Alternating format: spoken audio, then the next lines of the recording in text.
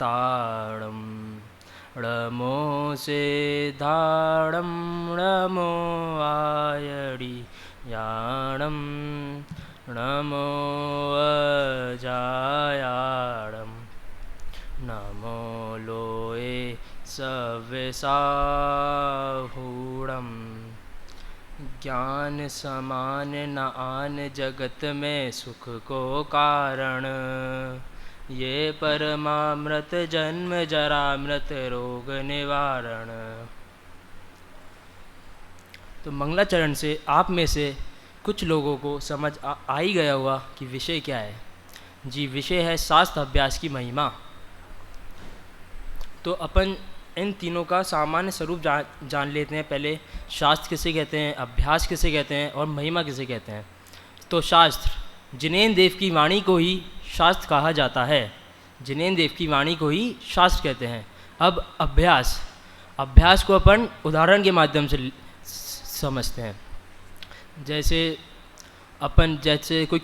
कोई क्रिकेटर है, वो मैच खेलने से पहले नेट्स पे प्रैक्टिस करता है, अभ्यास करता है। क्यों करता है? जिससे वो ग्राउंड पे मैच अच्छा खेल पाए, उसका प्रदर्शन अच्छा रहे। अपन का भी टूर्नामेंट्स होते हैं तो अपन भी पहले प्रैक्टिस करते हैं पहले, फिर ही अपन मैच खेलते हैं जिससे अपन मैच अच्छा खेल पाएँ। तो ये होता है अभ्यास। अब महिमा को भी अपन एक उदाहरण के माध्यम से समझते हैं।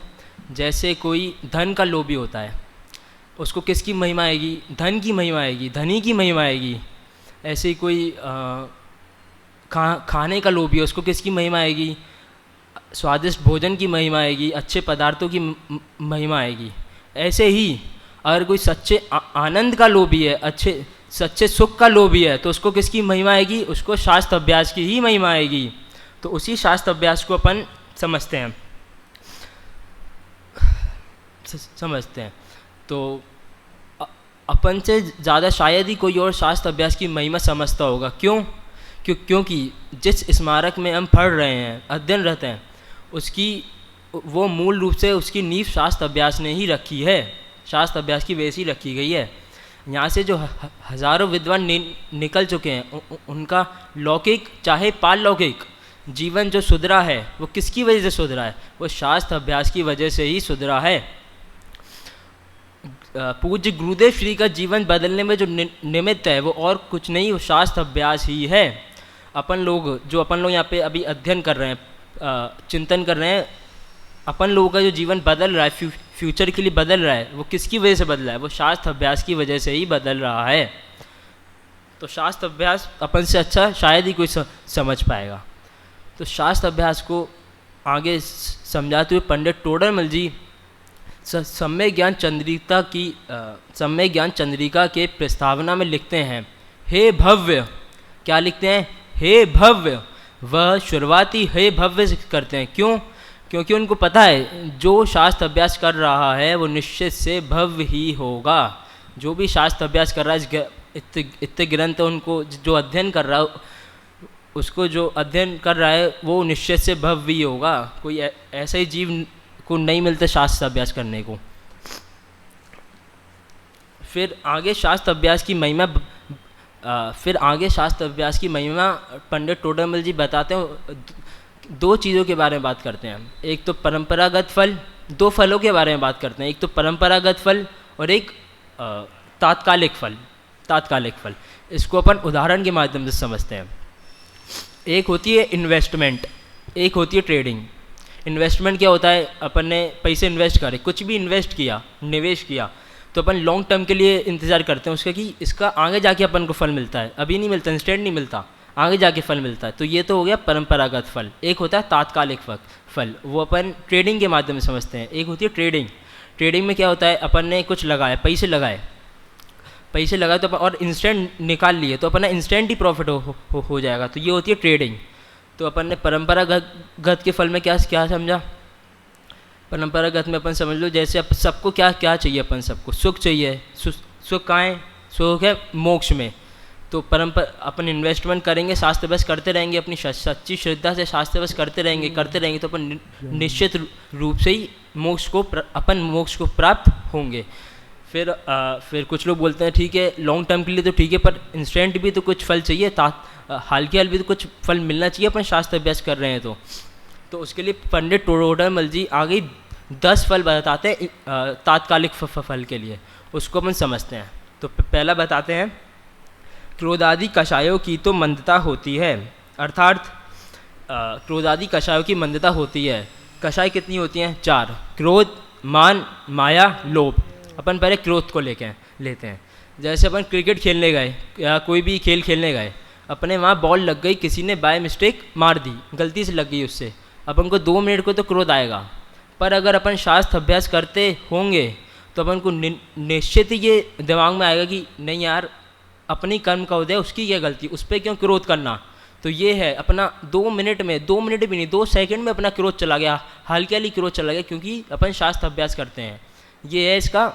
फिर आती है क्रोध, मान अपन क्या समझते हैं भारी जीवन में, कि अपन पे 4 गाड़ी है, 4 बंगले बना लिए, अपने आगे पीछे 10-12 आदमी घूम रहे हैं, सब इज्जत कर रहे हैं, तो ये मान मानते हैं। पर ये अगर अपन शास्त्र अभ्यास करते होंगे तो अपन क्या समझेंगे, ये तो रंच मात्र है, ये तो अपने साथ जाने नहीं वाला, अपने साथ क्या जाने वाला है, ज्ञान जाने वाला, जो अपने शास्त्र अभ्यास से जो ज्ञान लिया है वो जाने वाला है, अपनी आत्मा जाने वाली है। तो ये भी क्रोध, मान। अब तीसरा आता है माया। अपन भारी जीवन में देखते हैं कि इससे कैसे मायाचारी कर रहे हैं, इससे कैसे पैसे लूटने, इसको कैसे बेवकूफ़ बना दें, उसको कैसे बेवकूफ़ बना दें। पर नहीं, अगर शास्त्र अभ्यास करते होंगे तो अपन के मन में कभी भी विकल्प नहीं आएगा कि अपन इसके साथ बुरा करें, इसके साथ मायाचारी करें, इसके साथ छल कपट करें। अगर करते होंगे तो सच्ची श्रद्धा से करते होंगे, तो ऐसे नहीं कि किसी ने बिठा दिया शास्त्र पढ़ना, ऐसे नहीं। अगर अपन अच्छी श्रद्धा से, अच्छे दिल से समझ रहे हैं उसको, तो ही अपन को समझ में आएगा। ये हो गए 3, क्रोध, मान, माया, लोभ। लोभ में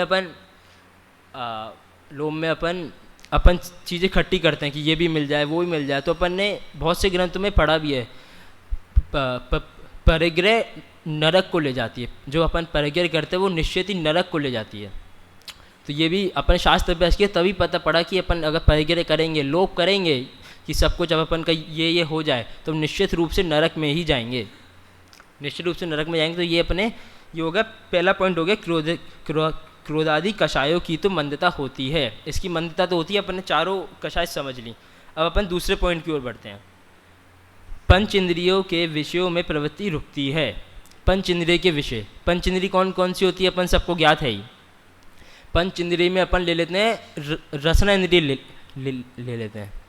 रसना इंद्रिय के 5 वो होते हैं विषय, खट्टा, मीठा, कड़वा, कषायला और चिड़पिड़ा। अपन इसको एग्जाम्पल के तौर पे समझते हैं।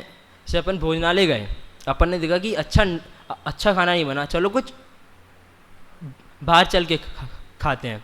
तो अगर अपन शास्त्र अभ्यास करते होंगे तो अपने मन में क्या आएगा कि नहीं यार, बाहर कैसे बनता है, बाहर अनछने पानी से बनता है, बाहर सब अभक्ष बनता है, वह कैसे कैसे लोग बनाते हैं, क्या कास्ट है उनकी, उनकी क्या कास्ट है, कितने पुरानी सब्जियां होती हैं, तो कितने जीव उत्पन्न होंगे जब वो बनाएंगे, और वही चीज़ अपन खा लेंगे तो अपन को कितना पाप लगेगा, अपना कितना कर्म बन जाएगा।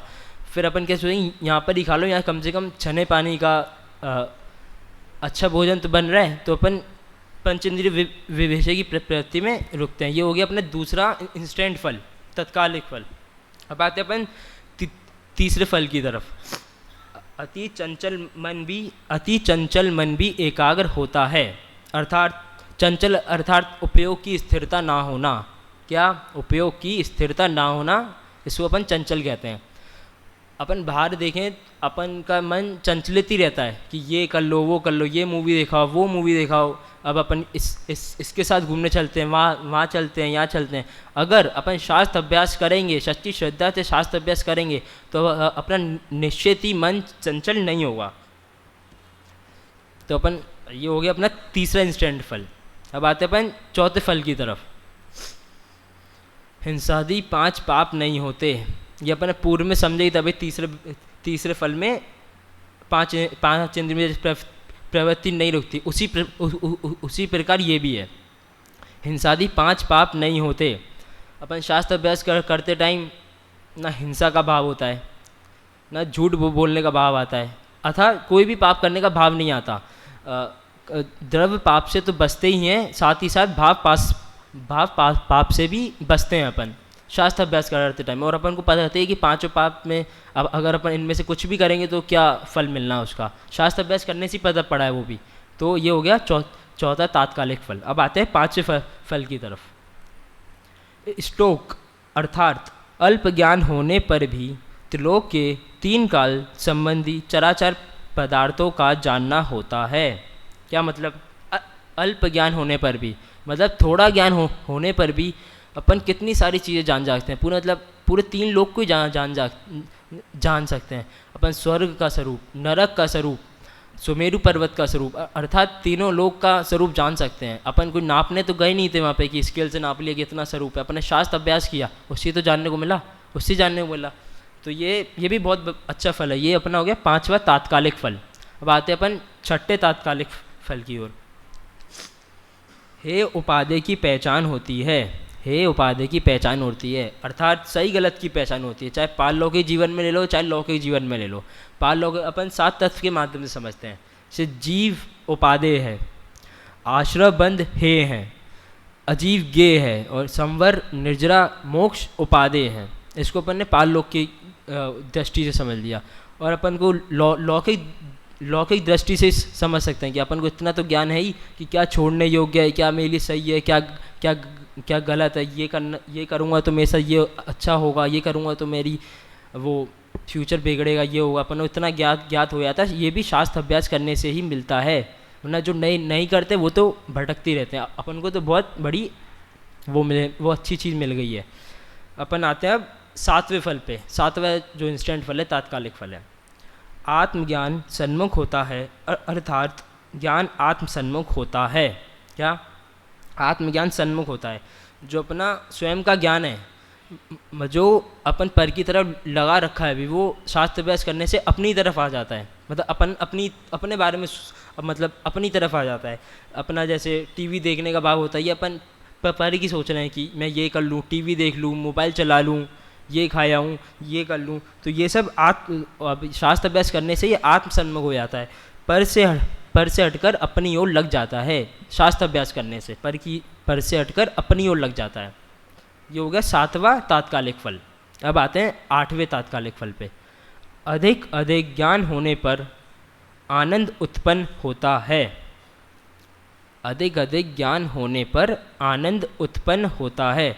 जैसे जैसे ज्ञान बढ़ता जाता है अपना, वैसे अपन को समझ आने लगती है कि हाँ ये भी सही है, ये गलत है, ये सही है। जो अपन ने अभी इसमें समझा सही गलत वाले में, हे उपादेय वाले में, वैसे ही अपन को समझ ज़्यादा ज्ञान आता है तो अपन को समझ में आती है कि अपने लिए क्या छोड़ने योग्य है, मतलब क्या रखने योग्य है। जैसे समझ बढ़ती है तो अपन को समझ में आती है कि अपन कुछ फेर बदल कर ही नहीं सकते हैं। जो अपन ऐसे अपन लोग अभी 18-19 साल के हैं, अपन 18-19 साल से कुछ ना कुछ करने की कोशिश कर ही रहे हैं कि मैं ये कर दूँ, मैं शाम को प्रवचन अच्छे दे दूँ, दोपहर में प्रवचन अच्छे दे दूँ। अपन सोच ही रहे हैं कि मैं इसको बदल दूँ, पर वो बदल ही नहीं सकता। वो निश्चित ही है, वो सब निश्चित ही है, वो पहले से ये बदल नहीं सकते। तो इससे अपन को क्या आ जाती है? निराकुलता आ जाती है। अपन फ्री हो जाते हैं। जो मैं कोशिश कर रहा था, चलो मेरे को अब तो पता पड़ गई शास्त्र अभ्यास करने के कारण, अब तो पता पड़ गई कि अब मैं फ्री हूँ, अब मैं फालतू काम वो करूँगा ही नहीं। जो होना है सब निश्चित है, मैं सोचूंगा ही नहीं कि मैं ऐसा कर दूँ वैसा कर दूँ। इससे अपना बहुत टाइम भी बचेगा और जो अपन पाप करते हैं दिन भर में वो भी बहुत बचेंगे। ये हो गया। और दादा भी कहते हैं इसके बारे में, फेर फार की बुद्धि ही तो आकुलता की जननी है। क्या मतलब? फेर फार की बुद्धि ही तो आकुलता की जननी है। अगर मैं इधर उधर करने का सोचेंगे तो उससे ही आकुल होते रहेंगे। मैं ऐसा कर दूं तो मेरे को वो विचार आएगा, ये कर दूं वो कर दूं, अपन आकुल होते रहेंगे। फेर फार की बुद्धि ही तो आकुलता की जननी है। इसमें अपन आकुल व्याकुल होते रहेंगे, अपना समय ऐसे ही व्यर्थ चला जाएगा। ये हो गया अपना 8वां तात्कालिक फल। अब आते अपन 9वें तात्कालिक फल पे। लोक में महिमा यश विशेष होता है। जैसे अपन 10 लक्षण में प्रवचन करने जाते हैं, अपन तो जाएंगे, जो अपने अभी जा चुके हैं, उनको कितनी विनय मिलती है। उनकी एज क्या है? 17, 18, 19, 20, मैक्स 20, उनको कितनी इज्जत मिलती है। और जो अपने श्रोता है वो उनकी क्या उम्र होती है, 70, 80, 60 ये उम्र होती है। अपन से कितने बड़े, अपन की दादाजी, अपन के दादाजी की उम्र के हो गए वो लोग, तब भी अपन का कितना आदर करते हैं, कितनी विनय करते हैं। कुछ लोग तो पैर तक छूने आ जाते हैं अपने। और उनके जो पोते होते हैं वो भी अपनी उम्र के होते हैं, उनको क्या सुनने को मिलती है, डांट कि सीखो कुछ पंडित जी से, तुम्हारी उम्र क्या और कितनी अच्छी लाइन में लगे हो तुम, ये तुम इसमें लगे हो, संसार में लगे हो, सीखो कुछ बात सीखो। तो अपनी मतलब कितनी वो अपना यश कितना बढ़ जाता है। पर अगर अपन ये सोच के शास्त्र अभ्यास करेंगे और करवाएंगे कि मेरे को इज्जत मिलेगी समाज में, मेरा यश बढ़ेगा, तो जो आपके श्रोता हैं उनको निश्चित रूप से पता ही पड़ जाएगा कि इनका लक्ष्य क्या है। इनका लक्ष्य यश पाना है, ना कि शास्त्र अभ्यास करवाना या करना। और अपने बीच में तो कितने उदाहरण हैं जो बिना लालच के, बिना किसी अपने उससे शास्त्र अभ्यास करते हैं और करवाते हैं। आदरणीय छोटे दादा पूज्य गुरुदेव श्री आदरणीय संजीव जी भाई साहब, अपने सारे जितने भी गुरुजन हैं उन वो सब बिना लालच की करवाते हैं। उनके मन में ये नहीं रहता कि अपन को इतनी इज्जत मिलेगी, मैं समाज में जाऊँगा तो इतनी रिस्पेक्ट मिलेगी। तो अपन भी इसी भावना से दूसरों को शास्त्र अभ्यास करवाएं और खुद भी करें कि ऐसा नहीं कि मेरा यश बढ़े, ये हो वो हो, मेरे को इतनी इज्जत मिले समाज में, मैं निकलूँ तो मेरे पीछे इतने लोग आ जाएँ। इस विचार से नहीं करना है अपन को शास्त्र अभ्यास और करवाना है। अपन को किससे करना है कि सबको आत्मा की बात जानने को मिले, अपना भी कल्याण हो, दूसरों का भी कल्याण हो। ये हो गया 9वां इंस्टेंट फल। अब अपने अंतिम फल पे आते हैं 10वां, साथी से पुण्य का बंध होता है। क्या? साथी से पुण्य का बंध होता है। पहले अपन साथी से पुण्य और सामान्य पुण्य जान लेते हैं। साथी से पुण्य, सामान्य। अपन साथी से पुण्य किसको मानते हैं कि अपन दिन भर एसी में रहते हैं, अपने पास 4-10 गाड़ियाँ हैं, अपने पीछे इतने लोग हैं, 100-200 लोग चल रहे हैं अपने पीछे, अपन इसको मानते हैं साथी से पुण्य।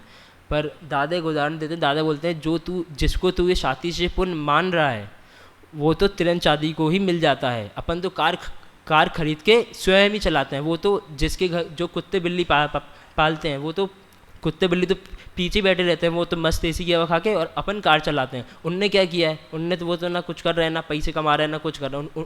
ये पुण्य तो उनको ही मिल जाता है। जिसको तू साथी से पुण्य समझ रहा है वो तो सामान्य पुण्य, तुच्छ पुण्य है। ये तो संसारी पुण्य, ये तो अपन को मिल ही जाता है। ये तो तिरंज आदि को मिल जाता है। अपन साथी से पुण्य होता क्या, अपन किसको समझना चाहिए, जिसको अपन समझते नहीं है। साथी से पुण्य क्या होता है? जिनवाड़ी पर अपन को पहले तो मनुष्य पर्याय मिली, मनुष्य पर्याय में भी जैन धर्म मिला, जैन धर्म में भी इतने अच्छे समागम मिले, इतने अच्छे समागम में भी अपन को जिनवाड़ी वगैरह मिली, जैन कुल मिला, तो उसकी वजह से जिनवाड़ी पढ़ने को मिली। अपन स्मारक आए और अपन को बुद्धि दी कि अपन जिनवाड़ी समझ पाए, तो ये समझ पाए जिससे अपना आगे कल्याण हो, और इतना समझ पाए कि दूसरों का भी कर पाएँ। ये है असली साथी से पुण्य। तो जिसको तो साथी से पुण्य समझ रहा है वो तो वह तुच्छ सा पुण्य है। तो ये हो गए अपने 10 इंस्टेंट फल हो गए, 10 तात्कालिक फल हो गए जो अपने शास्त्र अभ्यास करने से निश्चित रूप से मिलेंगे ही। ठीक है, तो अपन ने अभी शास्त्र अभ्यास के फलों के द्वारा उसकी महिमा के बारे में जाना। अब आगे टोटल जी शास्त्र अभ्यास करने के लिए समय जो अपन को मिलता है वो कितनी दुर्लभता से मिला है। शास्त्र अभ्यास करने का अपन को इतना टाइम मिलता है, अपन तो कभी कितना करते हैं, सुबह से रात तक ही करते हैं अपन, तो अपन को इतना समय मिलता है, वो कितनी दुर्लभता से मिला है, अब उसके बारे में बात करते हैं। तो फिर आप लोग के अपने चित्त में प्रश्न होता होगा कि दुर्लभता जानकर महिमा का एहसास कैसे होगा, दुर्लभता जानकर महिमा का एहसास कैसे होगा। तो सीधी सी बात है, जैसे चीज़ अपने को ऐसी मिल गई कोई से भी, तो अपन उसकी महिमा नहीं आएगी। जब नहीं होती तब आती है महिमा। अपन को ये तो साधारण से मिल गई, क्योंकि अपन को पता नहीं कि कितनी दुर्लभता से मिली, अभी अपन को लग रहा है कि साधारण से मिल गई है। तो अपन को जब सीधी सी बात है, जो अपन चीज़ अपने को सीधी सी मिल जाती है उसकी महिमा कहाँ होती है? जब तक ऐसा ना लगे कि जो चीज़ मेरे को मिली है वो बहुत कठिनाई से मिली है, जो चीज़ मेरे पास है वो सबको प्राप्त नहीं होती, तब अपन को उसकी कहीं ना कहीं महिमा समझ में आएगी, महिमा चित्त में आएगी। वैसे ही शास्त्र अभ्यास तो अपन अब जानते हैं कितनी दुर्लभता से अपन को समय मिला है, ये शास्त्र अभ्यास करने का समय मिला है और शास्त्र मिले हैं। अपन अनादिकाल से निगोद में हैं, बस 2000 सागर का समय अपन को मिला है, 2000 साल का समय मिला है बस अपन को। उसमें भी इंद्रियों का संयोग, मनुष्य भव, जिनवाड़ी का समागम, जिनवाड़ी समझ सके ऐसी बुद्धि, ऐसा क्षोभसम मिला है, इतनी दुर्लभता से मिला है। और उसमें भी अगर अपन शास्त्र अभ्यास नहीं करें तो इसमें अपनी अभाग्य की महिमा कही नहीं जा सकती। अगर इसमें भी अपन व्यर्थ गवा दें मनुष्य जीवन इतना सब कुछ मिलने के बाद, तो अपनी अभाग्य की महिमा कही नहीं जा सकती। तो ये तो अपन ने समझ लिया कि कितना दुर्लभ है, अपन के इतनी मुश्किल से मिला ये सब। दादा इस विषय में दादा ही बहुत अच्छी पंक्तियाँ लिखते हैं कि हम कितने भाग्यशाली, अपन को इतनी सारी चीज़ें मिली हैं। सभी लोग साथ में बोलिएगा। नर दे उत्तम देश पूरन, आयु शुभ आजीविका, दुर्वासना की मंदता, परिवार की अनुकूलता, सत सज्जनों की संगति, सत धर्म की आराधना, है उत्तरोत्तर महादुर्लभ, आत्मा की साधना, आत्मा की साधना। इसको अपन समझते हैं नर देह, अपन को नर देह मिली है। और नर देह भी कैसी मिली, जिसमें कोई रोग नहीं है। अपन को इतना सक्षम देह मिली है कि अपन शास्त्र अभ्यास कर सकते हैं, कोई भी उसमें दिक्कत नहीं आएगी। नर देह तो सबको मिली है, पर उसके नर देह तो सबको मिली है, यूक्रेन वालों को भी मिली है, रशिया वालों को भी मिली है, पर उसके साथ अपन को क्या मिला है, उत्तम देश मिला है। उन लोग के देश में क्या चल रहा है, युद्ध ही चला जा रहा है, शास्त्र अभ्यास करने का टाइम ही नहीं मिल रहा, समय ही नहीं मिल रहा है। कभी यहाँ से वो आ गए, कभी यहाँ से अटैक हो गया, स्कूल जल गया, और अपन को उत्तम देश मिला है साथ में। नर देह उत्तम देश कैसा, कितनी शांति यहाँ पे, तो इतनी लड़ाई झगड़ा भी नहीं, सब अपने भाई बंधु में। बाहर से तुलना करें तो बहुत बढ़िया देश है अपना। तो नर देह उत्तम देश, पूर्ण आयु, अपन को पूरी आयु भी मिली है। पूरी आयु कैसे, अभी 18-19 साल के, ये नहीं कि अपनी पूरी आयु हो गई, ऐसा नहीं। अपन को पूरी आयु मिली है। अपन कुछ लोगों के भाग्य में तो क्या होता है, जन्म हुआ और मरण को प्राप्त हो गए, जन्म हुआ और हल्की वाली मरण को प्राप्त हो गए। अपन तो 18-19 साल के हो गए और अपन को इतनी कम उम्र में शास्त्र अभ्यास करने का मौका मिल गया। अपन को समझ में आ गया कि शास्त्र अभ्यास क्या है, इसकी महिमा क्या है, इसका फल क्या है, आगे जाके क्या प्रॉफिट देगा ये, अपन को ये तक समझ में आ गया। तो नर देह उत्तम देश पूर्ण आयु मिली है। शुभ आजीविका, अपन को आजीविका ही बहुत अच्छी मिली है। ऐसी नहीं मिली कि किसी में मांस का काम हो रहा है उससे पैसे आ रहे हैं, मदिरा का काम हो रहा है उससे पैसे आ रहे हैं। अपन सबके ही जितने बिजनेस है, सब अपन जितने जैन बंधु होते हैं सब अच्छी बिजनेस करते हैं। तो उसका मतलब शुभ आजीविका, दुर्वासना की मंदता, परिवार की अनुकूलता, अपन को कितना बढ़िया परिवार मिला है। सबको इतना बढ़िया परिवार मिलता है। और लोगों के घर में क्या चलता है, इंजीनियरिंग कर लो, ये कर लो, बीए कर लो, एमबीए कर लो, और अपने क्या प्रेरणा मिल रही है घर में कि शास्त्री करो, यही करना है, शास्त्री ही करना है। तो परिवार की अनुकूलता, आगे क्या बोलते हैं, सत सज्जनों की संगति, सत धर्म की आराधना। कितनी बढ़िया संगति मिली है, कितनी बढ़िया संगति मिली है। इतने बढ़िया गुरुजन मिले हैं, घर वाले मिले हैं, दोस्त मिले हैं, इतनी बढ़िया संगति मिली है। और धर्म की आराधना, धर्म तो एक नंबर मिला ही है, जैन धर्म मिला है अपन को, तो अच्छा है ही। तो उत्तरोत्तर महादुर्लभ, आत्मा की साधना, ये सब और बहुत चीज़ें मिली है। वो तो इतने समय इतना ही बताया दादा ने। तो अपन ने विषय तो बहुत है, पर अब अभी कभी और समय मिलेगा तो अपन इसको और आगे लेंगे। अभी तो अपन ने इतनी समझा, तो आप भी शास्त्र अभ्यास की महिमा समझें, उसको जानें। इसी मंगल भावना से अपनी बात को विराम देता हूँ।